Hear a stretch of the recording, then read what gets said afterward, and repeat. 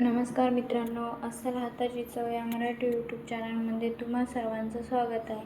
तर आजच्या व्हिडिओमध्ये आपण एक नाश्त्याचा प्रकार बघणार आहोत, जे शरीरासाठी पौष्टिक, खायला खमंग आणि बनवायला एकदम सोपा आहे.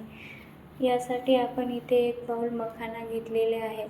त्या मखाना म्हणलं की याचे जास्त काही प्रकार करत नाहीत, पण हा चिवडा एकदम छान लागतो. त्यासाठी आधी आपल्याला मखाना थोडेसे भाजून घ्यायचे आहेत. आता हे मखाना मंद आचेवर आपल्याला भाजून घ्यायचे आहेत. गॅसची फ्लेम मोठी करायची नाही. हे आपल्याला मंद आचेवरच असे खरपूस भाजून घ्यायचे आहेत. थोडासा लालसर सोनेरी रंग होईपर्यंत भाजायचे. बघू शकता असे कुरकुरीत झाले पाहिजेत, म्हणजे मखाना खायला खमंग लागतात. आता हे मखाना चांगले व्यवस्थित भाजून झाले आहे. आता त्याच कढईमध्ये आपल्याला थोडेसे तेल घ्यायचे आहे. थोडेसे शेंगदाणे तळून घ्यायचे आहेत. मित्रांनो, ही रेसिपी करण्यासाठी पूर्ण गॅस रेसिपी होईपर्यंत मंद आचेवरच ठेवायचा आहे, म्हणजे चांगले पदार्थ तळून होतात. आता आपल्याला हे शेंगदाणे चांगले खरपूस असे तळून घ्यायचे आहेत. बघू शकता आता आपले शेंगदाणे चांगले तळलेले आहेत. आता या तेलामध्ये आपल्याला बाकीचेही पदार्थ तळून घ्यायचे आहेत. तर यामध्ये थोडेसे काजू आणि बदाम घालून घ्यायचे आहेत. काजू बदाम तुम्हाला घालायचे नसतील तरीही ऑप्शनल आहेत, तुम्ही नाही घातले तरीही चालतात. आता याच तेलामध्ये आपल्याला अर्धी वाटी एवढं आपलं डाळवं भाजून घ्यायचं आहे. चिवड्यामध्ये डाळवं आणि शेंगदाणे हा मुख्य पदार्थ असतो, त्यामुळे हे आवश्यक आहे. आता हेही चांगले लालसर खरपूस होईपर्यंत तळून घ्यायचे आहे. मित्रांनो, लक्षात ठेवा, गॅसची फ्लेम ही मंदच ठेवा. जास्त मोठी करून तळून घेऊ नका, कारण की हे पदार्थ जर करपले तर चांगले लागत नाही. आता यामधील थोडेसे तेल काढून यामध्ये थोडासा कढीपत्ता तळून घ्यायचा आहे.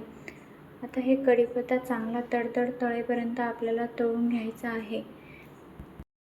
डाळवं आणि शेंगदाण्याप्रमाणेच कढीपत्ता हा चिवड्यातील मुख्य पदार्थ असतो, यामुळे चिवड्याला चांगली चव येते. आता यामध्ये 2 मिरच्या घालून घ्यायच्या आहेत.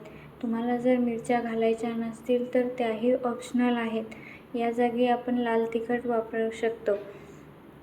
तुम्ही तुमच्या तिखटानुसार हे पदार्थ घेऊ शकता, म्हणजे मिरची घेऊ शकता.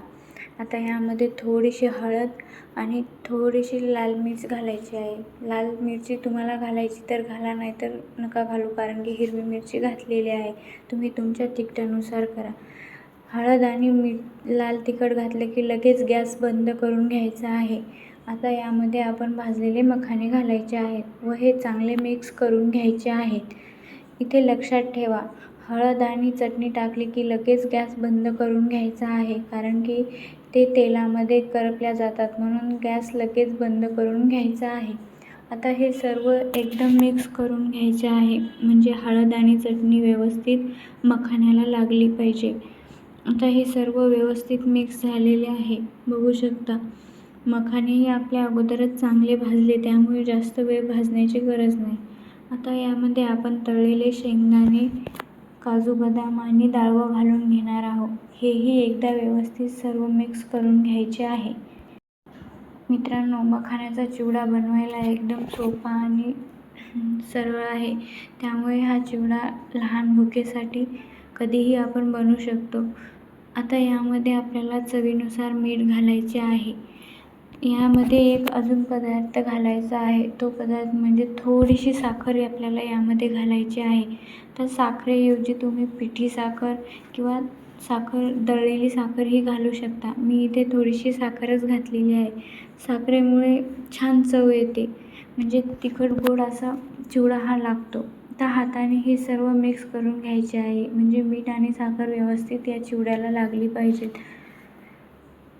तर हा खमंग आणि खरपूस असा चिवडा आपला तयार आहे. तर मित्रांनो, हा बनवायला एकदम सोपा आहे. तुम्ही एकदा नक्की ट्राय करू शकता. संध्याकाळच्या लहान भुकेसाठी म्हणा किंवा सकाळच्या नाश्त्यासाठी म्हणा किंवा लहान मुलांच्या शाळेतील डब्यासाठी म्हणा, हा पदार्थ बनवायला एकदम सोपा आणि पौष्टिकही आहे. तुम्ही हा नक्की ट्राय करा. आणि व्हिडिओ आवडला असेल तर एक लाईक, शेअर, कमेंट नक्की करा आणि नवीन असाल तर चॅनलला नक्की सबस्क्राईब करा. थँक्यू.